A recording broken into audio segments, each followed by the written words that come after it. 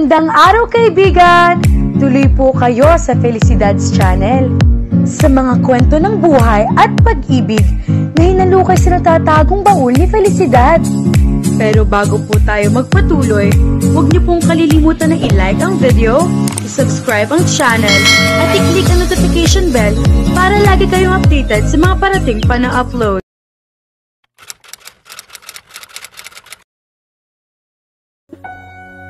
Sumilip si Eva mula sa tarangkahang kanyang pinagkukublihan. Nakatalikod na ang dalagang tumatawag sa kanya kanina. Ang akala niya ay muli itong mangunguha ng mga bulaklak. Hindi pala. Umalis itong walang napitas na kahit ano. Bakit kaya bumalik ito sa bahay niya? Sayang, kung pwede ko lang sanang lapitan siya. Nagtungo na lamang siya sa patio sa likod bahay. Nakita niyang nakahiga sa ibabaw ng pasamanong nakaikot sa matabang puno ng dapdap ang kanyang alagang pusang si Luna. Nilapitan niya ito. Nitong mga huling araw ay napapansin niyang madalas na natutulog ito. Habang hinihimas niya ang makapal na balahibo nito, ay nagkakahugis sa kanyang isip ang anyo ng gwapong lalaking dumaan kanina. Alon-alon ang buhok nito na ang mga dulo ay umayakap na sa batok nito. Makakapal ang kilay nito at ang mga mata ay maamo. Maliit ang may katangusang ilong nito. Hindi naman gaanong matangkad ito. Ang kilos at tindig nito ay ordinaryo lamang. Ito ang tipo ng lalaking sa karamihan ay hindi agad mapupuna. Ngunit, ewan ba niya? Nang magtama ang kanilang mga mata kanina, ay kusa siyang napangiti rito. At ngumiti rin siya sa akin. Idinikit niya ang kanyang pisngi sa likod ni Luna. Pagkaraan ng napakahabang panahon, ay ngayon lamang siya nakadama ng excitement pagkakita niya sa isang lalaki. Siya na kaya, Luna? Kumilos ang pusa, ngunit nanatiling nakahiga ito. Diyos ko, kung siya na nga ang lalaking hinihintay ko, huwag naman po sanang magkatotoo ang sumpa. Dahil ngayon pa lamang ay halos natitiyak na niyang mabibigo siya. Hindi niya papayagang makalapit ito sa kanya. Nanay Iska, ano po ba ang pangalan ng babaeng nakatira sa magandang cottage dyan sa paanan ng burol? Usisa ni Angel sa matandang nagrarasyon sa kanila ng sariwang gatas ng baka. Sus Maria, nilapitan mo ba siya? Nagtaka siya sa hindik na reaksyon nito. Hindi po. Bakit po? May sakit ba siya? Naku Ining, masahol pa sa sakit ang makukuha mo kapag nilapitan mo si Eva. Iyon ang kanyang pangalan. Bakit naman po? Abay baka sa iyo malipat ang sumpa. Sumpa? Naalala niyang binanggit din iyon ng isa sa mga batang nakasalubong nilang magkapatid ng nagdaang araw. Siguro daw ay hindi niya alam ang tungkol sa sumpa, kaya marami siyang pinitas na bulaklak sa cottage. Ano po ba ang sumpa? Alam mo Ining, noong araw daw ay may nakatirang magandang dalaga sa kinatitirikan ng bahay ni Eva ngayon. Napakarami ng halamang namumulaklak na tanim ang dalaga, parang tulad din ng ngayon. Kaya naakit daw roon ng isang mangkukulam. Gusto raw nitong bilhin ang lugar na iyon, pero hindi pumayag ang dalaga. Kaya lang, dahil talagang gusto raw ng mangkukulam ang pwestong iyon, binulag niya ang dalaga. Nalaman ng mga magulang ng dalaga ang ginawa ng mangkukulam. Sa galit daw nung ama, ipinahuli nito ang mangkukulam sa mga taong bayan. Pagkatapos, iginapos nila ito sa gitna ng liwasan at sinunog ng buhay. Bago raw lamunin ng apoy ang mangkukulam ay sumumpa ito. Ang lahat daw ng dalagang magkakagusto at mapapatira sa solar na iyon ay mabubulag at hindi magkakaroon ng kasiyahang pagmasdan ang mga bulaklak doon. Napakaligig siya. Grabe! Para pang horror movie ang kwentong yun ah. Aba, wag mong maliitin ang tungkol doon. Lola sa talampakan ni Eva ang dalagang binulag ng mangkukulam. At ang naging anak niyang babae, ipinanganak ng bulag. Ang naging anak naman nun, nabulag pagkatapos ikasal. Iyon ang lola ni Eva. Ang naging anak noon na nanay naman ni Eva, pagkapanganak sa kanya ay nagkaroon ng katarata sa mga mata hanggang tuluyan ng mabulag. Nasaan po ang nanay ni Eva? Abay, matagal nang patay. Iyon namang ama niyang si Eva, wala pang 1 taong nabubiyudo, nag-asawa na agad ng iba. Inabandona na nga niya ang batang iyan. Mabuti na lamang at may kaya ang angkan ng kanyang ama. Ang mga lolo ni Eva ang bumuhay at tumustos sa kanyang pag-aaral. Dalaga pa po ba siya? Dalaga pa. Wala namang kahit isa sa mga binata rito ang nagtangkang manligaw sa kanya. Takot silang madamay sa sumpa. Nagtatrabaho po ba siya? Alam mo, isang iskultor yang si Eva. Mahusay siya. Iyon ang pinag-aralan niya sa Maynila. Ang gaganda ng obra ng batang yan, pero walang gustong bumili sa mga taga rito. Mag-isa lang po ba siyang nakatira doon sa cottage? Oo, dati ay may kasama siyang tiyahin ni Rian. Ang kaso, yung anak na dalaga noon na madalas dumalaw sa bahay ni Eva, nabulag din. Bakit naman po nabulag? Hindi nga malaman kung bakit, kaya ang paniniwala ng marami, totoo ang sumpa. Nagpatango-tango siya. Sabi pa ng iba, engkantado raw ang lupang kinatitirikan ng bahay ni Eva. Bakit kamo? Iyon na nga lang mga halaman sa bakuran niyang si Eva hindi nalalanta. Hindi namamatay kahit hindi dinidilig kapag tag-araw. At pitasin mo man ang pitasin ang mga bulaklak, parang hindi nababawasan. Ang palagay ng mga taga rito sa Batangas, kaya gustong maangkinong mangkukulam ang lugar ay dahil alam nitong engkantado iyon. Hindi naman siya naniniwala sa mga sumpa, sa mangkukulam at sa engkanto, kaya wala siyang dapat ipag-alala. May paliwanag ang lahat ng bagay. May dahilan kaya nabulag ang mga lola, ina at pinsan ni Eva. Natitiyak niyang kayang ipaliwanag iyon ng siyensya. Sa kabila niyon, nagatungan ang kanyang interes kay Eva at sa mga bagay na may kinalaman dito. Naku, napakwento na ako sa iyo, Ining. Maiwan na nga kita at baka naiinip na ang mga rarasyonan ko ng gatas. Salamat po, Nana Iska. Masigla siya habang naghahanda ng almusal nilang magkapatid. Alam niyang may kinalaman doon ang napag-usapan nila ni Nana Iska. Siya pa naman ang taong interesado sa mga kakaiba. Sa Maynila ay walang makukuhang kwento na gaya ng isinalaysay kanina sa kanya ng matanda. Alam ko na ang pangalan niya, kuya! Nakangiting sabi niya sa kanyang kapatid nang kumakain na sila. Nino? Nung magandang babaeng nakatira sa cottage sa Burol.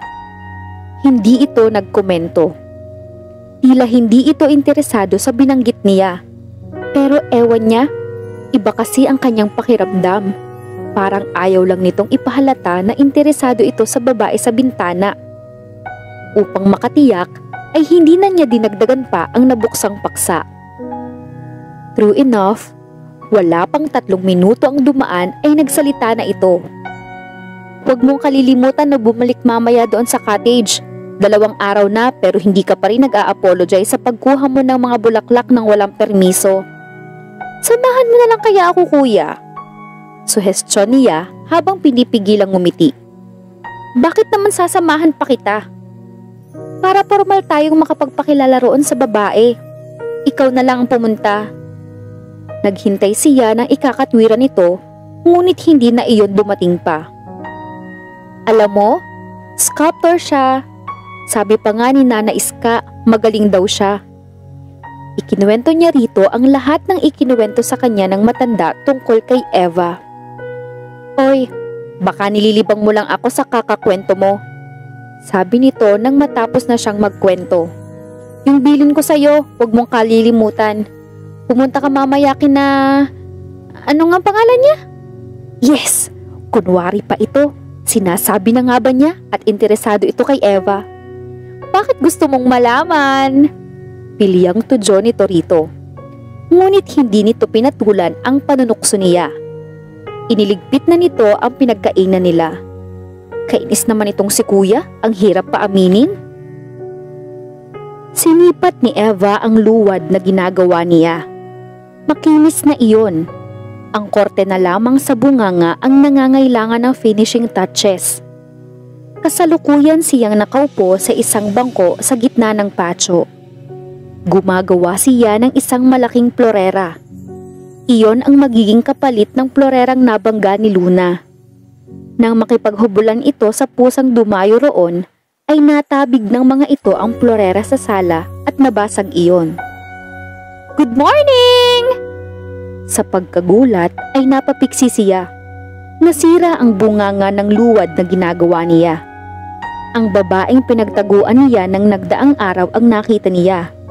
Nakalapit na ito sa patio. "Naku, sorry kung nagulat kita."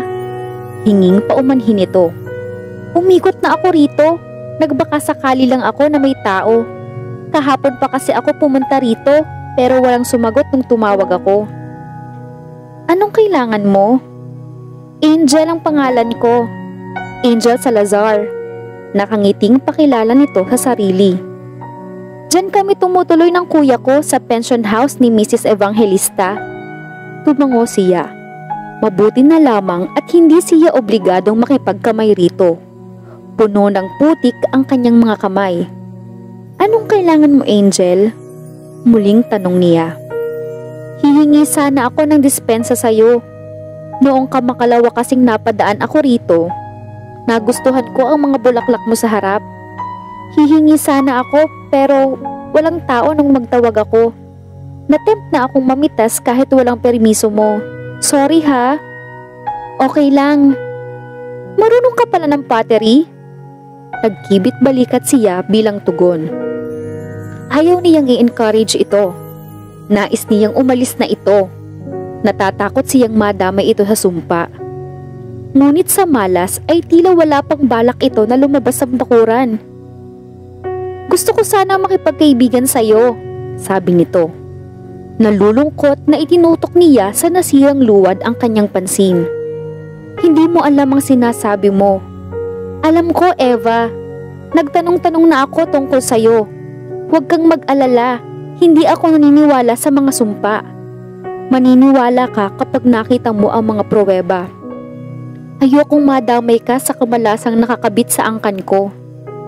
May scientific explanation ang lahat ng nangyari sa angkan mo. Kaya hindi ako naniniwalang dahil iyon sa sumpa. Iyan din ang paniniwala ko noon. Hanggang makita ko kung paano mabilis na nabulag ang nanay ko. Pati ang pinsan kong malapit sa akin, hindi rin nakaligtas sa sumpa. Kaya kung ayaw mong madamay, nakikiusap akong umalis ka na lang. At sana, huwag mo na uli akong lalapitan." Bumuntong hininga ito. Nabura na ang masayang ngiting nakapaskil sa mga labi nito kanina. "Babalik na lang ako sa ibang araw," sabi nito. "Sorry uli, nasira ang ginagawa mo dahil sa akin." Siya naman ang napabuntong hininga. Mukhang mahihirapan siyang itaboy ito ng tuluyan. Paano ko kaya siya malalapitan nang hindi siya matatakot na baka tumalab sa akin ang sumpa, kuya? Seryosong tanong ni Angel sa kanyang kapatid nang makauwi siya. Ikinuwento niya rito ang naganap sa cottage ni Eva. "Bakit ba kasi inaabala mo ang taong ayaw magpaabala?" "Naaawa kasi ako sa kanya. Sa tingin ko, gusto rin niyang makipagkaibigan. Pero takot siyang madamay sa sumpa ang magiging kaibigan niya. Kaysa pinoproblema mo ang affairs ng ibang tao, tulungan mo na lang ako sa research na ginagawa ko." Inabutan siya nito ng maliit na listahan. "Hanapin mo ang mga yan sa local library dito. Katabi lang yon ng barangay hall."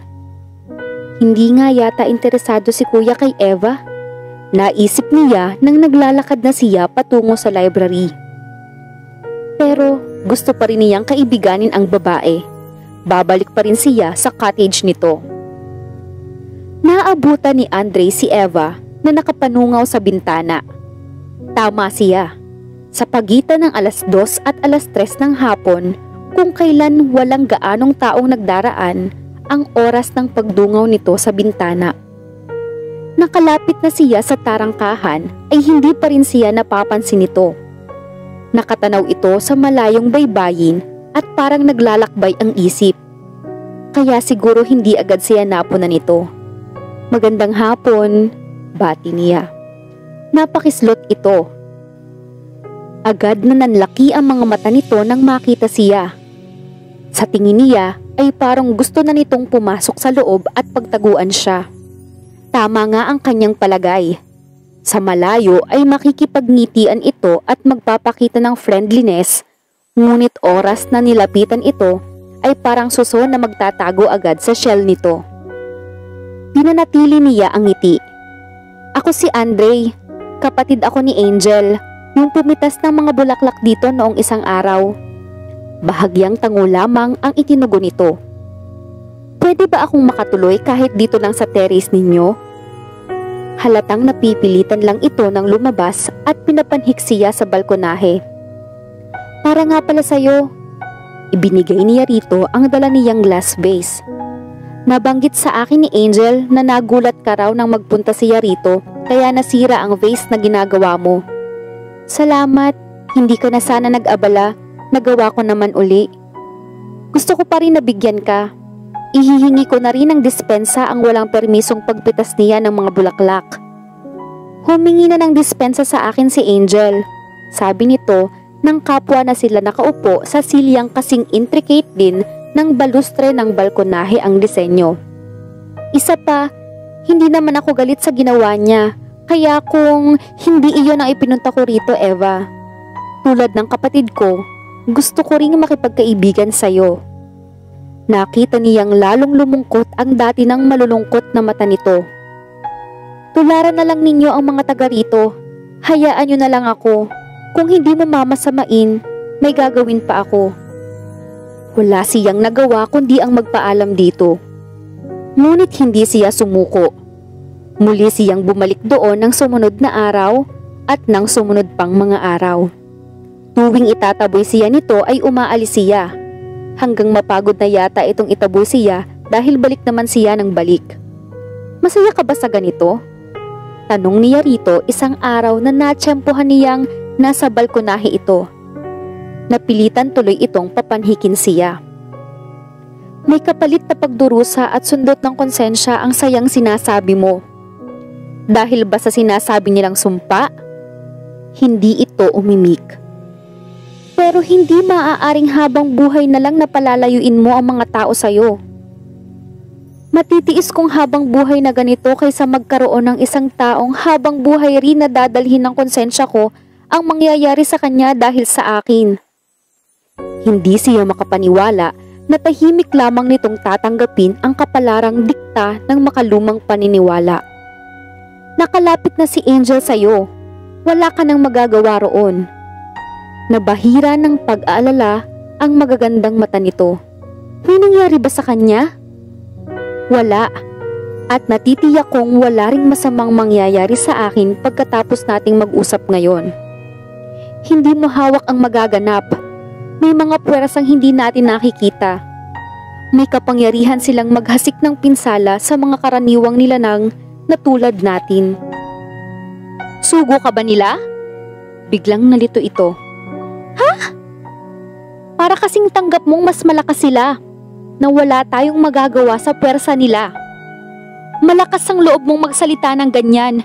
Palibhasa'y wala pang napinsala sa pamilya mo ng sinasabi kong mga puwersa. Malakas ang loob kong magsalita dahil alam ko na may mas makapangyarihan sa lahat ng puwersang sinasabi mo.